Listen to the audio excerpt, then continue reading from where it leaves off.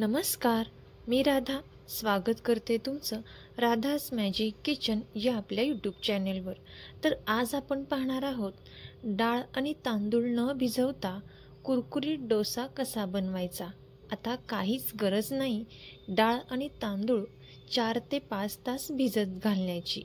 फक्त 10 मिनिटांमध्ये तयार होणारा कुरकुरीत डोसा, झटपट चटणी आणि त्यासोबत चमचमीत बटाट्याची भाजी। तर कशी बनवायची यासाठी रेसिपी अगदी शेवटपर्यंत नक्की पहा। चला तर मग आजच्या रेसिपीला आपण सुरुवात करूया। तर सर्वात अगोदर इथे आपण चमचमीत अशी बटाट्याची भाजी तयार करून घेणार आहोत। यासाठी पॅनमध्ये इथे मी तेल टाकलेलं आहे।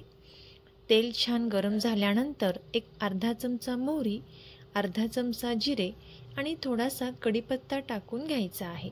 त्यानंतर बारीक चिरून घेतलेली हिरवी मिरची आपण यामध्ये घातलेली आहे। आता आपल्याला हे 2 ते 3 मिनिटांपर्यंत थोडंसं परतून घ्यायचं आहे।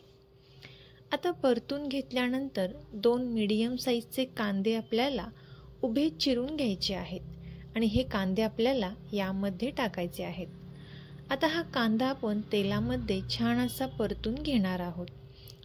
तोपर्यंत जर तुम्ही आपल्या चॅनेलवरती नवीन आला असाल तर नक्कीच आपल्या चॅनेलला सबस्क्राईब करा आणि सबस्क्राईबच्या पुढचे बेल आयकॉनचे बटन दाबा, जेणेकरून इथून पुढच्या छान छान रेसिपीज सर्वात अगोदर तुम्हाला पाहायला भेटतील। आता कांदा थोडासा परतल्यानंतर यामध्ये आपण थोडंसं बारीक किसून घेतलेलं आलं यामध्ये टाकलेलं आहे आणि पुन्हा एकदा इथे आपण हे छान असं परतून घेणार आहोत। आता हे परतल्यानंतर यामध्ये एक अर्धा चमचा हळद टाकून घ्यायची आहे। हळद टाकल्यानंतर इथे आपण 5 ते 6 उकडलेले बटाटे चिरून घेतलेले आहेत। आता हे उकडून घेतलेले बटाटे आपण यामध्ये घालून घेतलेले आहेत। चवीपुरते मीठ आपण यामध्ये घातलेलं आहे। आता आपण हे सर्व चांगले मिक्स करून घेणार आहोत।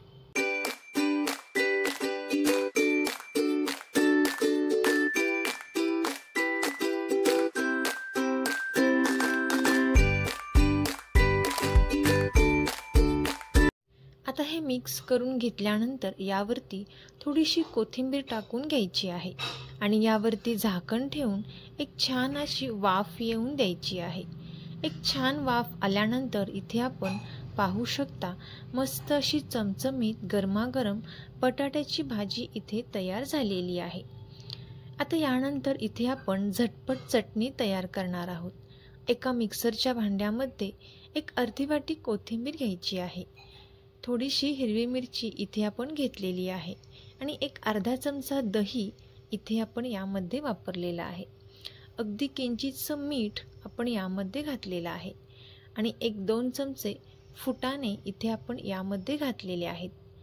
1-2 ते 3 चमचे पाणी घालून आपण हे मिक्सरला बारीक करून घेतलेली आहे। अगदी झटपट आणि झणझणीत इथे आपली ही चटणी तयार झालेली आहे। आता ही तयार झालेली चटणी आपण एका वाटीमध्ये काढून घेतलेली आहे। आता इथे आपण डोशाचे बॅटर तयार करायला घेणार आहोत। तर सर्वात अगोदर मिक्सरच्या भांड्यामध्ये एक मीडियम साईजचा बटाटा अगदी थोडंसं पाणी घालून मिक्सरला बारीक करून घ्यायचा आहे। इथे आपण कच्चा बटाटा वापरलेला आहे। यानंतर 1 वाटी गव्हाचे पीठ घातलेलं आहे, अर्धी वाटी बारीक रवा वापरायचा आहे। त्यानंतर 1-2 ते 3 चमचे बेसन पीठ आपण यामध्ये घातलेलं आहे आणि 1 चमचा साखर यामध्ये घातलेली आहे आणि अर्धी वाटीला अगदी थोडेसे कमी पाणी आपण इथे यामध्ये घालणार आहोत आणि पाणी घालून इथे आपण हे मिक्सरला बारीक करून घ्यायचं आहे। इथे आपण कच्चा बटाटा वापरून बटाट्यावरची साल ही काढून घेतलेली आहे आणि मीडियम साईजचा बटाटा यामध्ये आपण वापरलेला आहे। आता हे मिक्सरला बारीक केल्यानंतर पाहू शकता तुम्ही हे मिश्रण थोडंसं घट्ट आहे। पुन्हा एकदा 1 वाटी पाणी घालून हे आपण मिक्सरला बारीक करून घेतलेलं आहे आणि या पद्धतीचे हे बॅटर इथे तयार झालेलं आहे। ज्या पद्धतीने आपण डोशाचे बॅटर तयार करतो त्याच कन्सिस्टन्सीमध्ये इथे आपल्याला हे बॅटर तयार करून घ्यायचं आहे। तयार केलेले बॅटर इथे आपण एका बाउलमध्ये काढून घेतलेला आहे इथे आपण हे थोडंसं मिक्स करून घेणार आहोत आणि यावरती आपल्याला झाकण ठेवून एक 10 मिनिटांसाठी हे पीठ छान असं भिजून द्यायचं आहे. 10 मिनिटांनंतर हे पीठ छान असं भिजलेलं असेल. यानंतर यामध्ये आपल्याला चवीपुरते मीठ घालून घ्यायचं आहे. मीठ घातल्यानंतर आपण हे चांगलं मिक्स करून घेणार आहोत आणि सर्वात शेवटी इथे आपल्याला एक अर्धा चमचा बेकिंग सोडा यामध्ये घालायचा आहे आणि यावरती एक 2 ते 3 चमचे पाणी इथे आपण यामध्ये घालणार आहोत आणि पाणी घातल्यानंतर पुन्हा एकदा आपण हे चांगले मिक्स करून घेणार आहोत. खूप घट्टही नाही किंवा खूप पातळही नाही, या पद्धतीने इथे आपल्याला हे डोशाचे बॅटर तयार करून घ्यायचं आहे. अगदी सहज कोणीही बनवू शकेल इतकं सोपं हे डोशाचं बॅटर आहे. आता आपण लगेचच डोसे तयार करायला घेणार आहोत.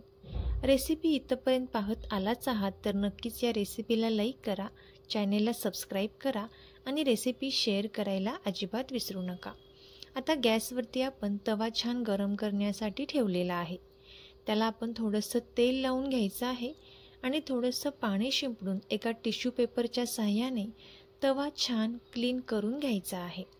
त्यानंतर 1 ते 1.5 चमचा बॅटर आपल्याला या तव्यावरती घालायचा आहे आणि अगदी अलगद हाताने इथे आपण हा डोसा छान असा पसरून घेणार आहोत. तर पाहू शकता तुम्ही मस्त असा जाळीदार डोसा इथे तयार झालेला आहे. आता यावरती इथे तुम्ही बटर किंवा तेलाचा वापर करू शकता. इथे मी थोडंसं तेल या ब्रशच्या साहाय्याने यावरती लावून घेणार आहे आणि मंद गॅसवर इथे आपल्याला हा डोसा छान असा भाजून घ्यायचा आहे. एक 6 ते 7 मिनिटांनंतर पाहू शकता डोशाचा कलर हा चेंज झालेला आहे. आता सुरुवातीला याच्या कडा ज्या आहेत त्या आपल्याला काढून घ्यायच्या आहेत आणि नंतर आपल्याला हा डोसा काढायचा आहे. तुम्हाला कलर पाहूनच कळत असेल डोसा किती कुरकुरीत मस्त आणि छान तयार झालेला आहे. आता इथे आपण हा डोसा काढून घेणार आहोत. आता याच पद्धतीने आपण बाकीचे सुद्धा सर्व डोसे इथे तयार करून घेऊयात. तर तुम्हाला ही रेसिपी आवडली असेल तर नक्कीच ही रेसिपी आपले मित्रमैत्रिणी आणि नातेवाईकांसोबत शेअर करा. चॅनेलवरती नवीन आला असाल तर नक्कीच चॅनेलला सबस्क्राईब करा आणि सबस्क्राईबच्या पुढचे बेल आयकॉनचे बटन दाबा, जेणेकरून इथून पुढच्या छान छान रेसिपीज सर्वात अगोदर तुम्हाला पाहायला भेटतील. थँक्यू.